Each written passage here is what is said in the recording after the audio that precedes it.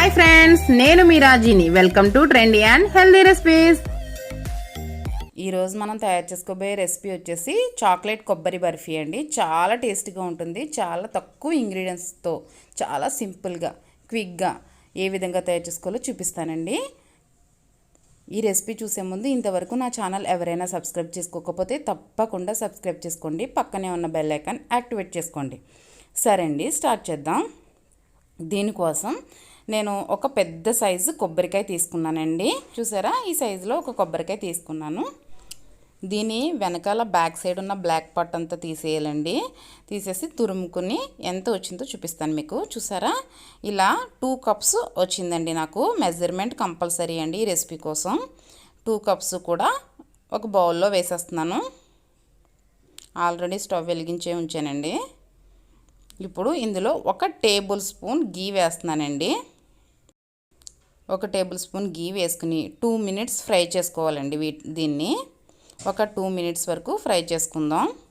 దీనిలో ఉన్న చెమ్మదనం అంతా పోయి కొంచెం డ్రైనెస్ వచ్చేంత వరకు ఒక 2 మినిట్స్ ఫ్రై చేసుకుంటే సరిపోతుంది.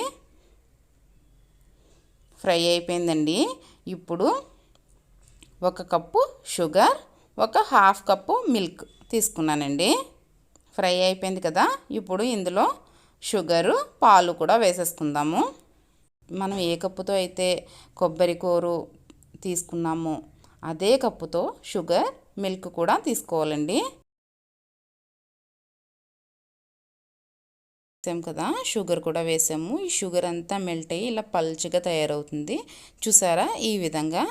ఇప్పుడు ఇది మనం దగ్గరకి అయ్యేంత వరకు కూడా మధ్య మధ్యలో కలుపుకుంటూనే ఉండాలండి. అస్సలు అడుగు పట్టకూడదు. చూద్దామండి.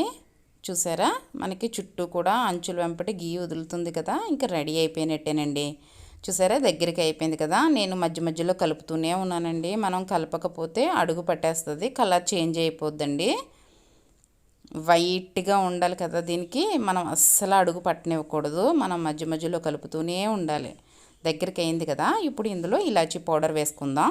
ఇలాచీ పౌడర్ వేసి ఇదంతా కూడా బాగా మిక్స్ అయ్యేటట్టు కలుపుకొని ఇప్పుడు ఇందులో సగ భాగాన్ని తీసేసి నేను ఆల్రెడీ గీ రాసుకుని పెట్టుకుని ఉంచుకున్నానండి ఒక గాజు బౌల్లో. దానిలో ఒక సగం పార్ట్ వేసేస్తున్నాను. చూసారా, ఈ విధంగా ఒక హాఫ్ ఇందులో వేసేసానండి. ఈవెన్గా స్ప్రెడ్ చేసుకోవాలి నీట్గా. చూసారా, ఈ విధంగా ఈవెన్గా స్ప్రెడ్ చేసుకోవాలి.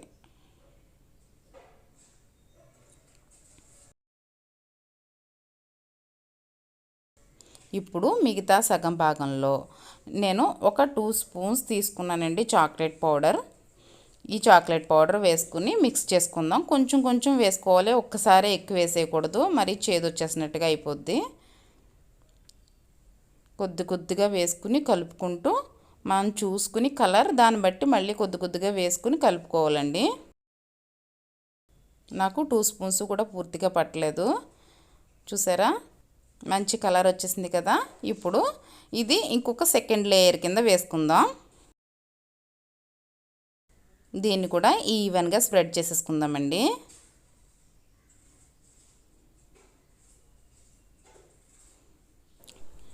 ఇప్పుడు దీన్ని ఒక 3 అవర్స్ పక్కన పెట్టుకుందాం.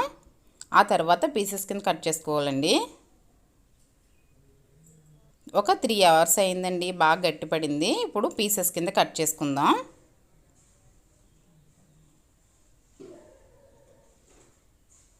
మనకి కావాల్సిన సైజులో కావాల్సిన షేప్లో కట్ చేసుకోవచ్చండి.